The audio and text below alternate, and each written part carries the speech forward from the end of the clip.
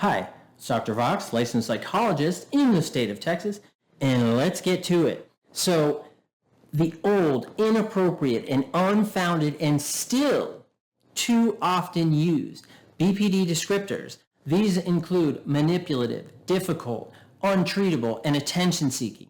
Well, let me tell you, in this video, we're going to focus on attention-seeking behaviors, but also the paradox that a disorder that seeks and benefits from appropriate attention-seeking shouldn't get it, right? That there's those who hold that idea, that perspective. Oh, well, they just want attention. But many folks with BPD need appropriate attention, and a lot of times they don't know how to get it. And there is this odd belief, right, that if you withhold the attention, right, or if you ignore them or freeze them out, that will somehow teach them to not engage in attention-seeking maladaptive behaviors. That is a complete fallacy. That just isn't the case. And in this video, we're going to talk about BPD and attention, specifically attention-seeking behaviors. So please, right? And let's get on with it. Here we go. Now, maladaptive attention-seeking behaviors can include, now this list isn't exhaustive, of course, right? But it can include saying provocative or rude things to elicit a reaction, even a negative or hostile one, purposely annoying others or starting fights, exhibiting learned helplessness, which is saying that you can't do something or carry out a task to change a negative situation, but you do have the ability to do so. And another one is often posting one's troubles on social media and embellishing the severity, self-harming threats, gestures, or behaviors, and being inappropriately flirtatious or engaging in inappropriate sexual displays. So those are the maladaptive attention-seeking behaviors. And you may have, other ones that you engage in as well. You can leave them in the comments if you want. Please be selective, right, and careful what you put in there. We want you to be safe. Now, many are mental health providers, right, who hold the view that starving the individual with BPD of attention will teach them to not engage in behaviors to get attention. This just doesn't make sense and it doesn't work. All human beings need some form of attention and some degree of attention. And when they're starved, individuals act out, BPD or not. Now, this is not to say that all attention-seeking behaviors should be attended to. Okay, that's not what I'm saying. But if you know someone with BPD who engages in attention-seeking behaviors, ostracizing them is not going to help the issue. It will inflame it. Okay? So many individuals with BPD, first of all, they grew up in attention neglectful environments, right? Whether this was family, friends, or even other types of environments. It could be in school, could be in sports, whatever it was. So this cold shoulder tactic is not going to teach the person with BPD a lesson, but justify their core content, that inner critic, and it will encourage maladaptive beliefs, behaviors, and patterns, and that's not what you want to do. You have to engage in an adaptive and suitable manner, which will sometimes be very difficult, right? I mean, that's the truth, right? It's not always going to be easy, but it can be really effective. So the question becomes, right, what can you do about it to help someone you know who has BPD, and how can they benefit from and learn more adaptive seeking behaviors? Because that's what we want to do, right? We want to change those maladaptive attention-seeking behaviors into adaptive ones. We don't want to starve them out of attention. That doesn't make any sense. That's just not going to work. So we have to change the maladaptive to adaptive. And I can tell you, in my 20 years plus of doing this, that it does take time. But there is a payoff at the end of the road. So here we go. So first, you have to try and keep your emotions in check, right? That doesn't mean the individual with BPD. That means the person who's responding to them. And sometimes that's really hard to do, but you got to do it, right? Some of you may have experiences of your phone being blown up, the inappropriate pop-up at work, or when you're having a guy's night or girl's night out and they pop up, right? And they become like interlopers, like, oh my God, I can't believe they showed up and here they are, right?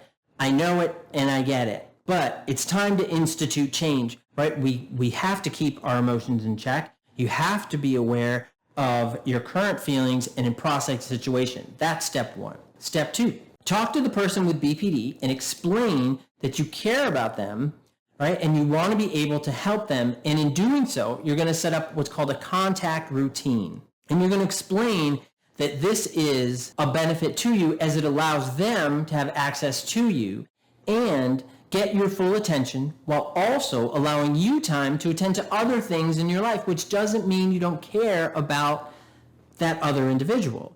It just means that your life has multiple domains.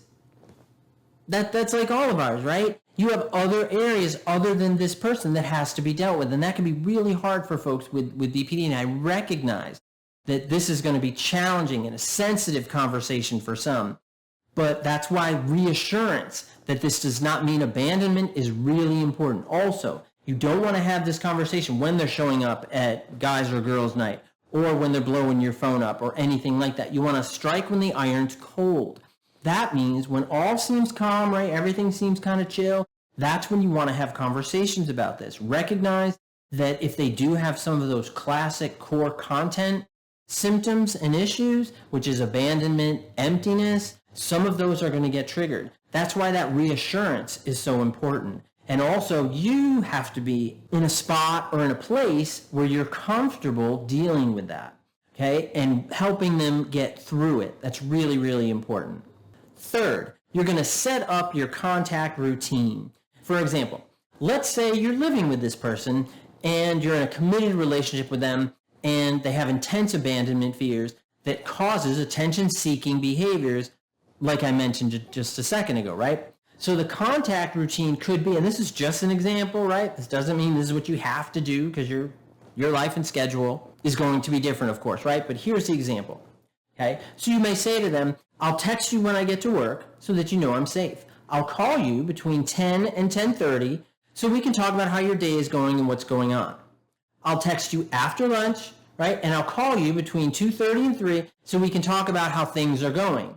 I'll text you when I'm leaving work and heading home, or I'll let you know if I'm going somewhere after. Set this up as you'd like, right? And what fits with your schedule. Obviously, that's important, right? Now, the important thing, though, is to provide something that is routine and dependable that fits into your schedule as well as theirs.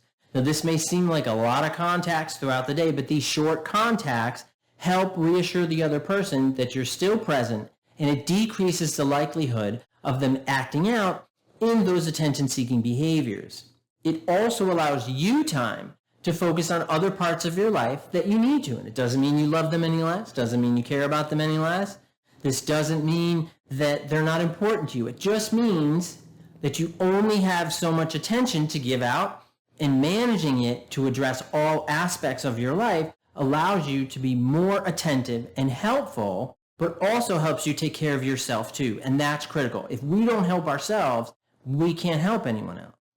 And it's so important that we do that. Now, over time, you'll find that reassurance sets in. The routine provides a sense of stability. Stability gives the person with BPD a feeling of safety and connection.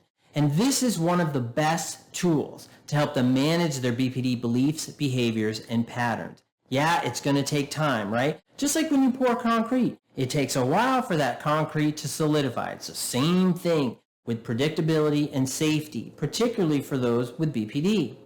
And fourth and last, if it is not an emergency, and define what an emergency is with that other person, they need to wait until the scheduled contact. Now, this is where it can get really tricky, right? This is where it can get tough. And this is why therapy is so important for those with BPD, to learn those adaptive strategies, to not engage in maladaptive behaviors, such as attention-seeking behaviors, and also exercise containment. Containment is critical to controlling BPD maladaptive beliefs, behaviors, and patterns, and it really, really is. So I hope that you found this video helpful. Please leave any comments about how you manage attention-seeking behaviors, and that would be great because that helps a lot of folks, and that's what we want. We want to create this positive community. And thank you again for your time and attention, and like, share, and subscribe. And please take care and have a good day. Thanks. Bye-bye.